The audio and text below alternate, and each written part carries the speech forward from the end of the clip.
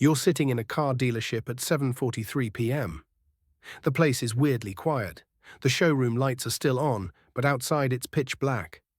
The salesman just stood up and said, "Let me go talk to my manager real quick," which you now realize is code for "we're about to see how badly you want this car."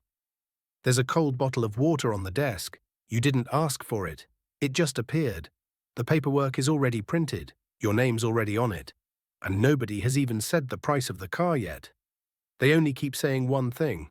Trust me, this is the opportunity of a lifetime. And part of you knows that's insane. But another part of you thinks, people pay that, right? Everyone else seems to be doing it. The parking lot is full. Instagram is full. TikTok is full of people saying this is just the new normal. So now you're wondering if you're behind. If this is just what adulthood costs now. Spoiler alert, it's not you, it's the math. My name is Brady, this is Goated Finance, and today we're going to figure out who can actually afford a $1,000 car payment. So let's talk about how normal this has become. A $1,000 car payment used to mean you bought something ridiculous. A luxury sedan, a sports car, a midlife crisis with a warranty. Now, it means a 3-row SUV, a practical electric car with decent range and heated seats. The average new car price in the US is hovering around $48,000. Interest rates are north of 6%. Loan terms stretch to 72, 84, even 96 months. So people stop asking what the car costs.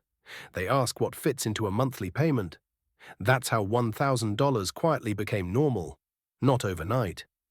Let's build the math. A $1,000 payment usually looks something like this. You're buying a $55,000 car. You put 10% down if you're lucky.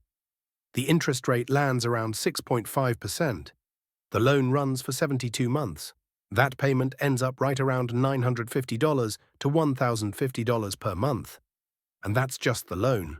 No insurance, no gas, no maintenance, no registration, just the privilege of owing money. Now let's add reality back in.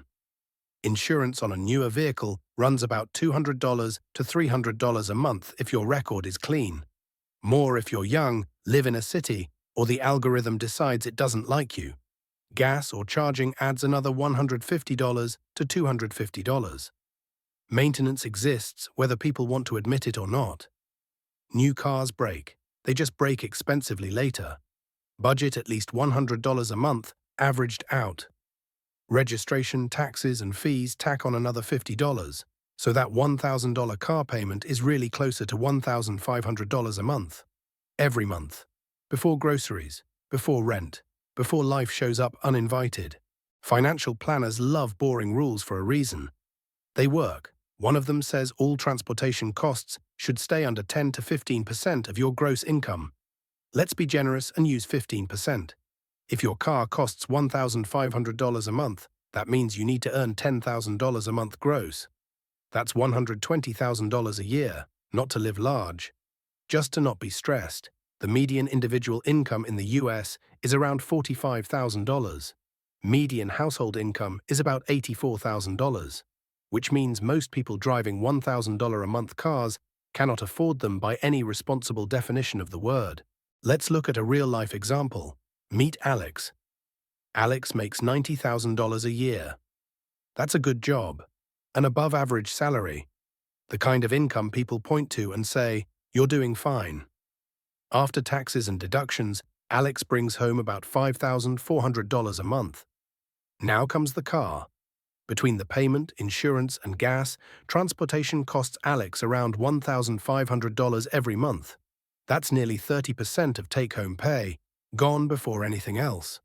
Rent is next, at $1,800 a month. Student loans add another $400. Groceries cost around $600. Utilities, a phone bill, and internet push another $300 out the door.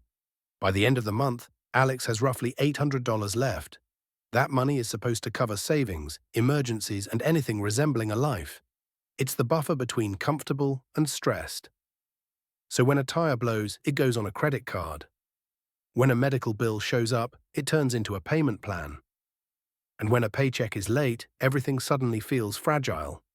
This is how someone making good money ends up feeling broke. Not because they're irresponsible, but because the margin for error quietly disappeared. So why does this keep happening? Because the entire system is built around monthly payments, not affordability. Dealerships stretch loans longer. Banks approve based on debt ratios, not stress levels. Car companies normalize it in ads. Nobody gets paid to ask if this improves your life. They get paid when you sign. Here's the uncomfortable truth. If a $1,000 car payment makes you feel anxious but also weirdly proud, that isn't success. That's lifestyle inflation with leather seats. There's no trophy for driving the nicest car in the Target parking lot. No reward for being car poor. No bonus points for impressing people who don't know your bank balance. The real flex is optionality. Sleep. A savings account that actually exists. So before you ask, can I get approved? Ask the better question. Does this payment buy me freedom, or quietly take it away? If you want more brutally honest money breakdowns like this, please be sure to like and subscribe. Until next time, this is Brady with Goated Finance.